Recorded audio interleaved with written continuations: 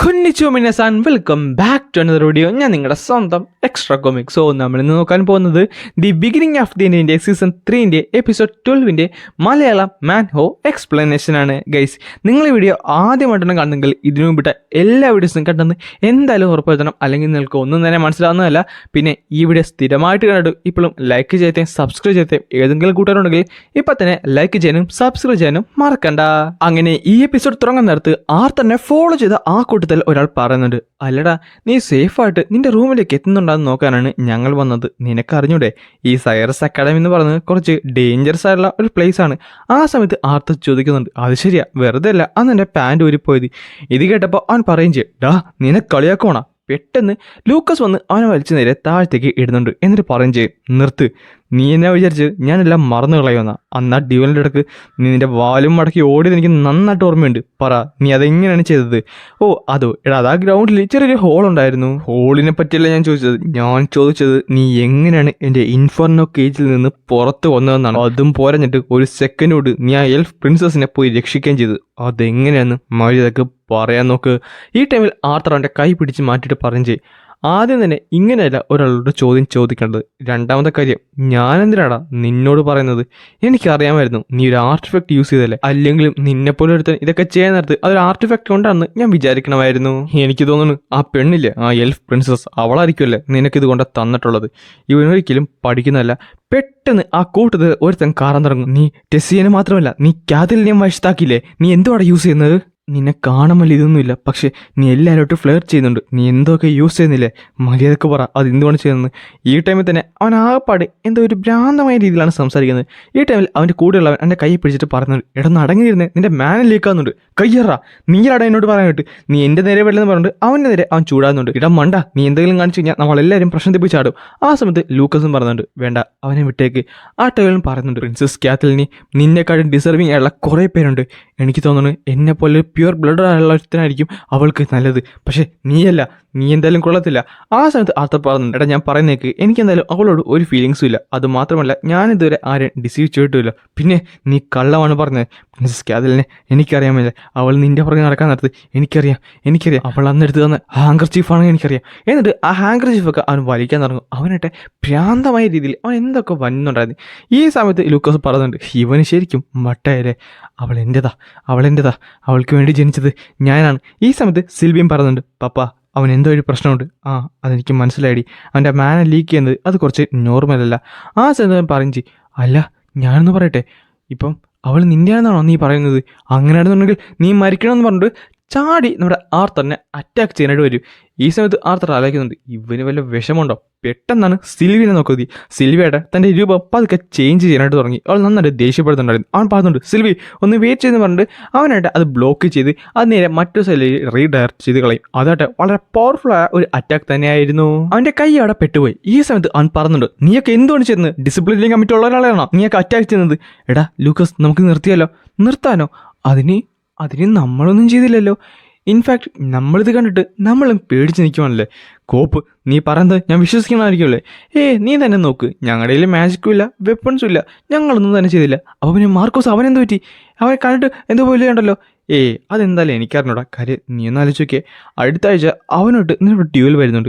ആ ഡ്യൂവലി അവൻ ജയിച്ചു കഴിഞ്ഞാൽ പിന്നെ പറയണ്ടല്ല. അതുകൊണ്ട് അവൻ എന്തെങ്കിലും പറ്റിയ നിനക്കൊരു കുഴപ്പമുണ്ടോ? വാ നമുക്ക് പോവാന്ന് പറഞ്ഞിട്ട് ലൂക്കസ് ആട്ടെ അവനെ വിളിച്ചിട്ട് അവിടുന്ന് നടക്കുന്നുണ്ട്. എന്നിട്ട് ആർത്തറിൻ്റെയൊക്കെ പറയാൻ ചെയ്യും, നീ എന്തായാലും ഒന്ന് സൂക്ഷിച്ചോ, നമ്മുടെ അടുത്ത ഡ്യൂവലിന് നീ എന്തായാലും ഹേർട്ടായിരിക്കണത് അതെനിക്ക് ഒട്ടും ഇഷ്ടമുള്ള കാര്യമില്ല. ഈ സമയത്ത് അവൻ വീണ്ടും ആർത്തറിനെ അങ്ങോട്ട് അറ്റാക്ക് ചെയ്യുന്നുണ്ട്. ആർത്തറാട്ടെ തൻ്റെ വിൻ മാജിക് യൂസ് ചെയ്ത് അതൊക്കെ ബ്ലോക്ക് ചെയ്യുന്നിടത്ത് അവൻ വീണ്ടും അറ്റാക്ക് ചെയ്യാനായിട്ട് വരും. പക്ഷേ അവൻ്റെ രൂപം നൈസിൽ ഒന്ന് ചേഞ്ച് ആയിട്ടുണ്ട്. ആർത്തർ പെട്ടെന്ന് ഒരു ഷീൽഡ് ക്രിയേറ്റ് ചെയ്ത് ആ ഒരു അറ്റാക്ക് ബ്ലോക്ക് ചെയ്യും. ആ സമയത്ത് അവൻ തന്നെ ആലോചിക്കുന്നുണ്ട്, ഇതെങ്ങനെയാണ് ഇത്ര സ്ട്രോങ്ങറായി മാറിയത്? ഇവന് ഓറഞ്ച് കോറല്ലേ, എന്നിട്ടും എങ്ങനെയാണ് ഇത്ര സ്ട്രോങ്ങറായി മാറിയത്? ഇവന് ലൂക്കസിനെക്കാട്ടുള്ളിൽ മാനർ റിസർവ് ഉണ്ടല്ലോ, ഇതെന്താണ് സംഭവം ഒന്നും മനസ്സിലാകുന്നില്ലായിരുന്നു. അതുമല്ല ആർത്തറിനെ വേണമെന്നുണ്ടെങ്കിൽ അവനെ ഡിഫീറ്റ് ചെയ്യാവുന്നേ ഉള്ളൂ. പക്ഷേ അവനെ കൊല്ലാതെ കിട്ടണമെന്നുണ്ടെങ്കിൽ അവൻ ഇപ്പം യൂസ് ചെയ്തിരിക്കുന്ന ആ ഒരു സ്പെല്ല് അൺലീഷ് ചെയ്യണം. പക്ഷേ അത് അൺലീഷ് ചെയ്ത് കഴിഞ്ഞാൽ ആർത്തനാണ് പ്രശ്നം. ഈ ടൈമിൽ എന്ത് ചെയ്യണമെന്ന് ആലോചിച്ചപ്പോഴാണ് പെട്ടെന്ന് ഒരു ഷാഡോ ആർത്തൻ്റെ അവിടെ വന്നത്. ആർത്തരട്ടെ തിരിഞ്ഞു നോക്കാൻ നേരത്ത് നമ്മുടെ സിൽവിയായിട്ട് ഫുള്ളി ഡ്രാഗൺ ഫോമിലേക്ക് മാറി തന്നെ തൻ്റെ കൈ മുകളിലേക്ക് പൊക്കി ഒരൊറ്റ അടി വെച്ച് കൊടുത്ത് അവനങ്ങോട്ട് ഡിഫീറ്റ് ചെയ്യുന്നുണ്ട്. ഈ സമയത്ത് ആർത്തറാട്ടെ ഞെട്ടിത്തെറിച്ചവിടെ നിൽപ്പുണ്ടായിരുന്നു. ആ ടൈമിൽ സിൽവി പറയും ചെയ്യും, കോപ്പ് ഞാൻ കുറേ നേരം വെയിറ്റ് ചെയ്തു. ഈ ടൈമിൽ ദൂരത്ത് നിന്ന് ക്ലാരിയ ഓടി വരും ചെയ്യും. എന്നിട്ട് അവൾ പറയും ചെയ്യും, എടാ ഞാനിവിടെ അടുത്തുണ്ടായിരുന്നു, പെട്ടെന്നാണ് ഒരു മാൻ ഓഫ് ഫ്ലക്ച്വേഷൻ എനിക്ക് സെൻസ് ചെയ്യാൻ സാധിച്ചത്. അല്ല ഇവിടെ എന്താണ് പറ്റിയത്? കൃത്യമായി പറഞ്ഞാൽ എനിക്ക് പറഞ്ഞൂടാ. ഇനി പെട്ടെന്ന് വട്ടുപോലെയായിട്ട് അവൻ എന്നെ അറ്റാക്ക് ചെയ്യാനായിട്ട് വന്നു. അവളാട്ടെ അവൻ്റെ ഉടുപ്പ് ഒക്കെ നോക്കുന്നുണ്ട്. അവൻ്റെ നട്ടലാട്ടെ എന്തൊക്കെ സിമ്പിൾ പോലെ ചോര കൊണ്ട് എന്തൊക്കെ എഴുതിയിട്ടുണ്ടായിരുന്നു. അവൾ പറയും ചെയ്യും, കോപ്പ് അടുത്തൊരുത്തിനും വന്നോ? അത് കഴിഞ്ഞ് കാണിക്കുന്നത് അവനെ ആശുപത്രി കിടക്കുന്നതാണ്. അവരാട്ടെ പുറത്തൂടെ നടക്കുമായിരുന്നു. ആ സമയത്ത് ആർത്ത് ചോദിക്കുന്നുണ്ട്, അപ്പോൾ ഇതേപോലെ വേറെ ഉണ്ടാവും? അതെ, ഒരുത്തിനെ കൂടെ നമ്മൾ കണ്ടായിരുന്നു. സത്യം പറഞ്ഞാൽ നീ ആ മെഡിസിനിൽ റിക്കവറി വാർഡിൽ കിടന്നില്ലേ, ആ ടൈമിലാണ് അതുണ്ടായത്. അല്ല അപ്പോൾ അവൻ എന്താണ് പറ്റിയത്? ഒരു കാര്യം പറയാം, അവൻ ശരിക്കും സ്ട്രോങ്ങർ ആയിരുന്നു. അത് മാത്രമല്ല ആ സിമ്പിൾസ് ഒക്കെ എന്താണ് അതെന്തായാലും അടുത്ത DC മീറ്റിങ്ങിൽ പറയാം. പക്ഷേ ഇപ്പോൾ എന്തായാലും നമുക്ക് അവിടെ വരെ പോകണം. അതുമല്ല പിന്നെ ഡയറക്ടറിനോട് നീ കൃത്യമായി എല്ലാം തന്നെ പറയണം, നീ കണ്ടതും കേട്ടതും എല്ലാം തന്നെ എന്ന് പറഞ്ഞിട്ട് ആ ഒരു ഡോർ തുറക്കുന്നുണ്ട്. ഈ ഡോർ തുറക്കാൻ നേരത്ത് അവൻ ശരിക്കും ഒന്ന് ഞെട്ടി. കാര്യം ഡയറക്ടറിൻ്റെ ഫ്രണ്ടിൽ 2 പേരുണ്ടായിരുന്നു. അത് മറ്റാരുമില്ലായിരുന്നു, 2 ലാൻസ് ആയിരുന്നു. അവർ രണ്ടുപേരും ഇവരെ കണ്ട് ഞെട്ടി. ഈ സമയത്താട്ടെ നമ്മുടെ ക്ലാരിയ ആർത്തനെ വലിച്ചിട്ട് പറയുന്നുണ്ട്, എടാ നോക്കിയേ, അത് ലാൻസ് ബാരിയനും ലാൻസ് അലിയല്ലേ, അവർ രണ്ടുപേരും എൻ്റെ ഫ്രണ്ടിലുണ്ട്. ഈ ടൈമിൽ നമ്മുടെ ഗുഡ് സ്കൈ പറയുന്നുണ്ട്, ഞാൻ പറഞ്ഞില്ലേ ഡിസിപ്ലിൻ കമ്മിറ്റിയിലെ 2 പേരുണ്ടെന്നും അത് 2 പേര് ഇവരാണ്. ഈ ജനറേഷനിലെ 2 പ്രോമിസിംഗ് ഉള്ള മേഴ്സാണ്. പെട്ടെന്ന് ക്ലാരിയ പറയുന്നത്, സാർ ആൻഡ് മാം നിങ്ങളെ കണ്ടതിൽ സന്തോഷം. എൻ്റെ ആഗ്രഹം എന്ന് പറയുന്നത് നിങ്ങളെപ്പോലെ ഒരു ലാൻസ് ആകണമെന്നാണ്. പക്ഷേ ബാരിയനായിട്ട് പെട്ടെന്ന് തിരിച്ചിട്ട് പറയുന്നുണ്ട്, സോ ഞാൻ പറഞ്ഞതുപോലെ തന്നെ എന്തെങ്കിലും ഉണ്ടെങ്കിൽ അപ്പോൾ തന്നെ എന്നെ കോൺടാക്ട് ചെയ്യാൻ മറക്കണമെന്ന് പറഞ്ഞുകൊണ്ട് അവർ രണ്ടുപേരും അവിടുന്ന് നടന്നു പോകുവാണ്. ആർത്തൻ്റെ പറ്റേ കൂടെ അവൻ നടന്നുപോയി. അവർ രണ്ടുപേരും ഒന്ന് പരസ്പരം നോക്കുന്നുണ്ട്. ഈ ടൈമിൽ നമ്മുടെ ആലിയുടെ ക്ലാരിലൊക്കെ ഇപ്പോൾ പറയുന്നുണ്ട്, ഞാൻ എന്തായാലും നിന്നെ സപ്പോർട്ട് ചെയ്തേക്കാം. ഇത് കേട്ടപ്പോൾ പുള്ളിക്കാരി ഹാപ്പിയായി. ഈ സമയത്ത് തന്നെ സിൽവി പറയുന്നുണ്ട്, പപ്പ എനിക്ക് മനസ്സിലായി, അവർ രണ്ടുപേരും ഇമൻസ്ലി സ്ട്രോങ് ആണ്. അത് കഴിഞ്ഞ് കാണിക്കുന്നത് നമ്മുടെ ഗുഡ് സ്കിന്നാണ്. പുള്ളിക്കാട്ടെ അവർ രണ്ടുപേരെയും വിളിച്ച് അവിടെ ഇരുത്തുന്നുണ്ട്. എന്നിട്ട് പറയും ചെയ്യും, എന്തായാലും കുറച്ച് അർജൻറ്റായുള്ള കുറച്ച് കാര്യങ്ങൾ എനിക്ക് പറയാനുണ്ട്. ആ സമയത്ത് ആർത്തർ പറയുന്നുണ്ട്, അതെന്തായാലും മനസ്സിലായി, എന്തൊരു ഇഷ്യൂ ഉണ്ടല്ലേ? ഒന്നുമില്ലെങ്കിൽ ഇടിക്കാതല്ലേ 2 സ്ട്രോങ്സ്റ്റ് മേഴ്സ് ഇവിടെ ഒന്ന് ചുമ്മാ ഹലോ പറഞ്ഞിട്ട് പോകത്തില്ലല്ലോ. പക്ഷേ ബാരൻ എന്ന് പറയുന്നത് ഇവിടുത്തെ ഒരു ഫോർമർ സ്റ്റുഡൻറ് കൂടിയാണ്, അതുകൊണ്ടാണ് അവൻ വന്നതെന്നും പറയാം.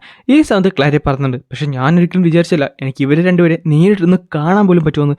ആ ടൈമിൽ അവൾ പറയും ചെയ്യും, എന്തായാലും അതൊക്കെ മതി, നമുക്ക് കാര്യത്തിനെ പറ്റി സംസാരിക്കാം. അങ്ങനെ ആർത്തറും അവളും കൂടെ കണ്ടതെല്ലാം വളരെ ഡീറ്റെയിൽ ആയിട്ട് പറഞ്ഞു കൊടുക്കുന്നുണ്ട്.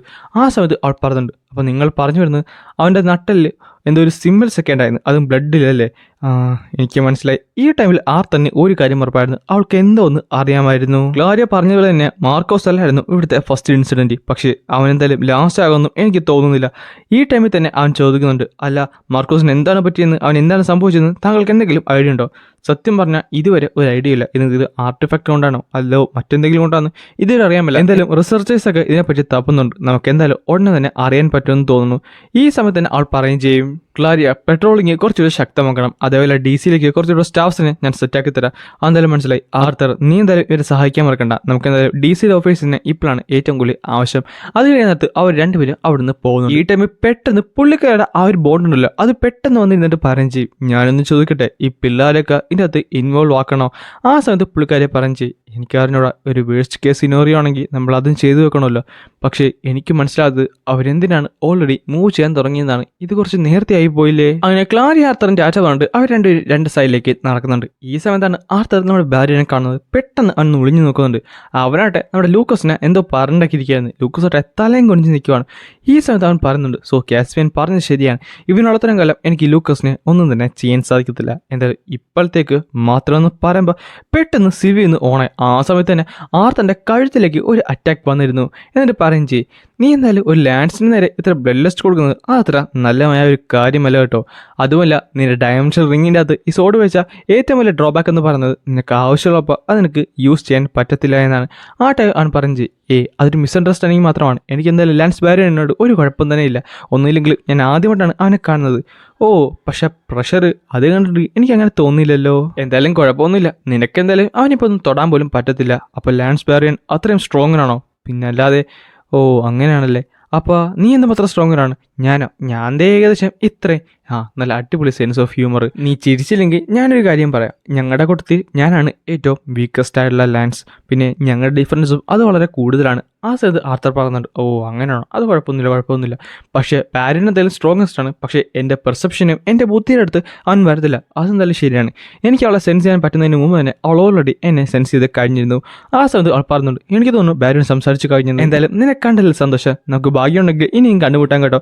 ആ സമയത്ത് അവൻ പറയുന്നുണ്ട്, ഈ ഭാഗ്യം എൻ്റെതല്ലേ, ലാൻസിനെ കാണാൻ പറ്റിയതും ലാൻസിനോട് സംസാരിക്കാൻ പറ്റിയതും എൻ്റെ ഒരു കാര്യമില്ലാത്ത ക്വസ്റ്റ്യൻസ് ആൻസർ തന്നതിലും സത്യം പറഞ്ഞാൽ ഞാനാണ് താങ്ക്സ് പറയേണ്ടത്. ആ ടൈമിൽ അവൾ പറയുന്നുണ്ട്, എൻ്റെ ചെറിയ അനിയൻ ഇപ്പോഴും ഉണ്ടായിരുന്നെങ്കിൽ അവൻ ഏകദേശം നിന്റെ എത്രയും ആയിരുന്നു പറഞ്ഞിട്ട് ആർത്തൻ്റെ തലയെ പിടിച്ചിട്ട് അവൾ പറയുകയും ചെയ്യും താങ്ക്സ്. എന്നിട്ട് അവർ രണ്ടുപേരും അവിടുന്ന് നടന്നു പോകുവാണ്. അങ്ങനെ പിറ്റേ ദിവസമായിട്ടുണ്ട്. ആർത്തറാട്ടെ ആ ഒരു ഹാൾവേ കൂടെ നടക്കുമായിരുന്നു. ഈ സമയത്ത് തന്നെ ഭയങ്കര റൂമറൊക്കെ സ്പ്രെഡ് ആകുന്നുണ്ട്. അതായത് മാർക്കിന് സംഭവിച്ച എല്ലാ കാര്യങ്ങളും എല്ലാവരും അറിഞ്ഞിരുന്നു. ഈ സമയത്ത് ആർത്തറാട്ടെ ഡീസിലെ ആ ഒരു ഓഫീസിലേക്ക് കയറി ചെല്ലുന്നുണ്ട്. അവരെല്ലാവരും കുറച്ച് സീരിയസ് ആയിട്ടാണ് ഇരുന്നത്. അവൻ ചോദിക്കുന്നുണ്ട്, അല്ല ഇതെന്ത് പറ്റി? ആ ടൈമിലാണ് അവളിത് പറയുന്നത്, മാർക്കോയിസ് അവൻ കഴിഞ്ഞ രാത്രി മരിച്ചുപോയി. ആൻഡ് അങ്ങനെയാണ് ഈ ഒരു ചാപ്റ്റർ ഇവിടെ അവസാനിച്ചത് ഗൈസ്. ഇനിയാണ് നമ്മുടെ ബിഗിനിങ് ആഫ്റ്റർ ദിന്റെ ആ ഒരു മെയിൻ ആയുള്ള സ്റ്റോറി, ആ ഒരു ഹാർഡ് കോർ ഉള്ള സ്റ്റോറിയിലേക്ക് നമ്മൾ കടക്കാൻ പോകുന്നത്. സോ നിങ്ങളുടെ എല്ലാവരുടെയും സപ്പോർട്ട് എനിക്ക് വേണം. സോ ഇപ്പം തന്നെ ലൈക്ക് ചെയ്യാനും സബ്സ്ക്രൈബ് ചെയ്യാനും നിങ്ങളുടെ കൂട്ടുകാർക്ക് നമ്മുടെ വീഡിയോ ഷെയർ ചെയ്ത് കൊടുക്കാനും മറക്കണ്ട.